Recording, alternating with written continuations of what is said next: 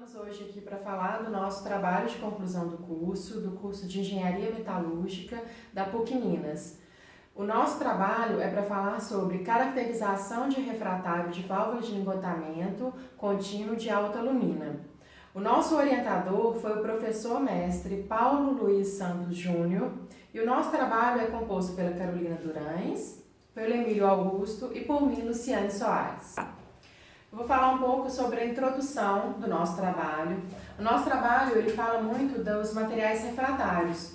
Os materiais refratários eles são da família dos materiais cerâmicos e uma das características dos materiais cerâmicos é que em altas temperaturas eles tendem a permanecer nas mesmas características físicas e químicas. Eles resistem aos choques térmicos, aos desgastes. E por isso eles são muito utilizados nas indústrias siderúrgicas, nas indústrias cimenteiras, nas indústrias de fabricação de cal, nas indústrias de vidro. E as indústrias elas têm cada vez mais desenvolvidas tecnologias para novas utilização dos refratários. As indústrias elas investem em centros de pesquisas para estarem utilizando novos produtos ou até mesmo produtos reciclados, que é o nosso caso do nosso trabalho. Um dos nosso material é a alumina eletrofundida. A alumina eletrofundida ela pode ser substituída pela matéria-prima secundária, que é o reciclado.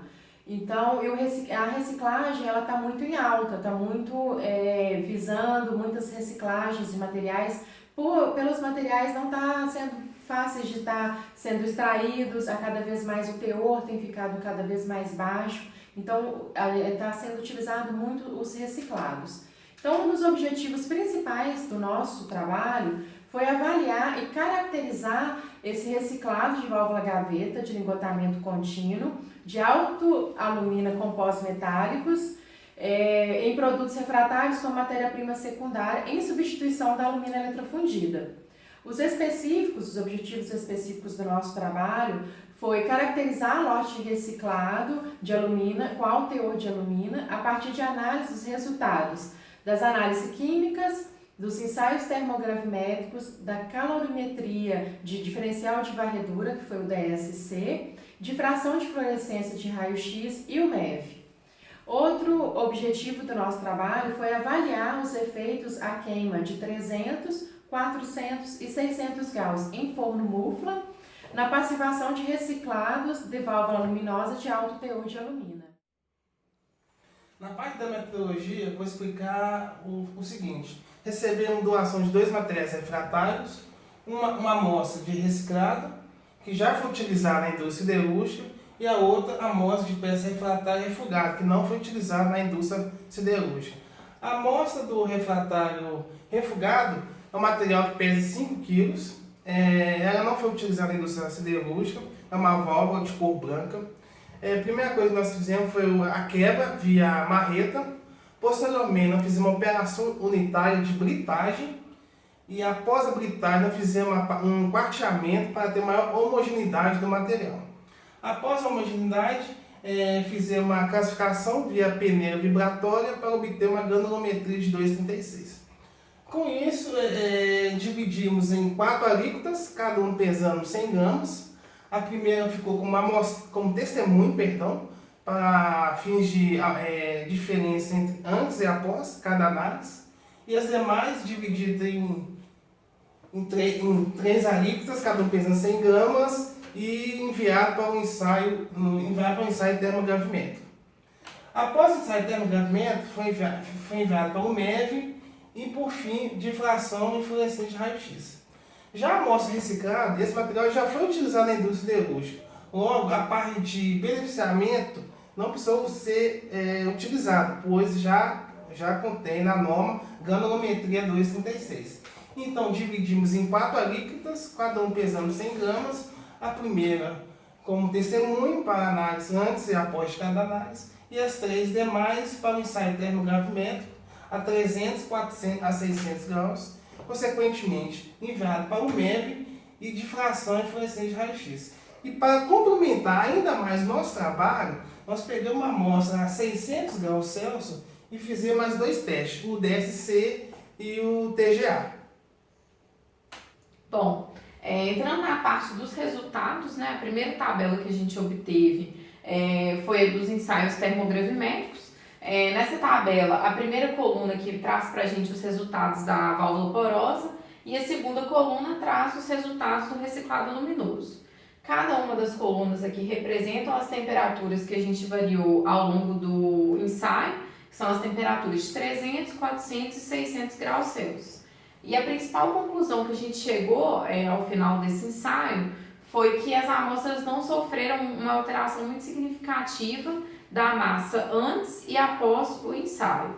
Mas uma coisa que aconteceu conforme o esperado é que a massa, né, alterada do reciclado luminoso, apesar de ter sido pequena, ela foi 50% maior do que a alteração de massa obtida na válvula porosa. Então isso foi conforme esperado. O segundo resultado que a gente teve foi da fluorescência de raio-x, que trouxe para a gente a composição química dos dois materiais.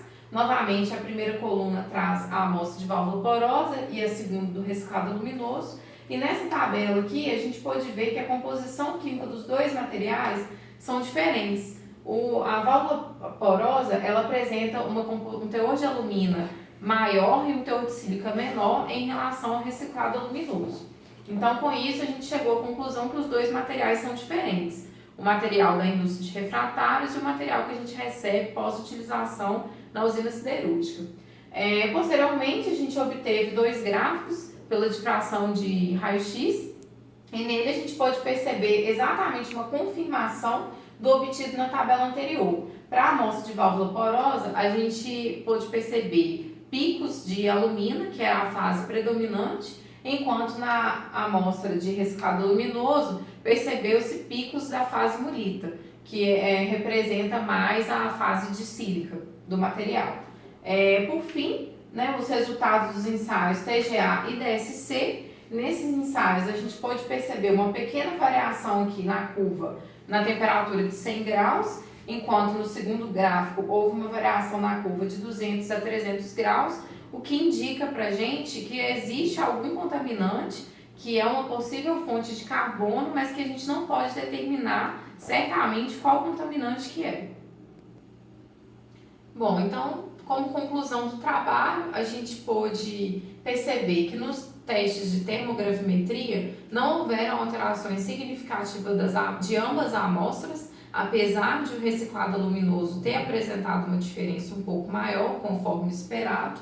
Nos ensaios de DRX também não houveram alterações de fases cerâmicas, quando a gente variou as temperaturas em 300, 400 e 600 graus Celsius. Para o MEV, ele comprovou os resultados dos ensaios termogravimétricos e do DRX, mas também não mostrou nenhuma alteração de fase, que era o esperado da gente encontrar algum contaminante, né, dentro do material. E por fim, o TGA e o DSC, ele indicou levemente a presença de algum material, mas a gente não pode afirmar que esse material é o contaminante que a gente esperava, o carbureto de cálcio ou amônio, mas a gente deixa aí como novos estudos, né? E como o nosso trabalho, a gente não conseguiu detectar alguma presença de algum contaminante, mas a gente conseguiu eliminar várias hipóteses que já podem ser eliminadas e para futuros trabalhos, né? Porque a gente precisa agora entrar num detalhe mais profundo na química, analítica, fazer alguns outros tipos de ensaios. Então, a gente chegou a uma conclusão que a gente pode fazer um trabalho futuro. É isso, obrigada, gente.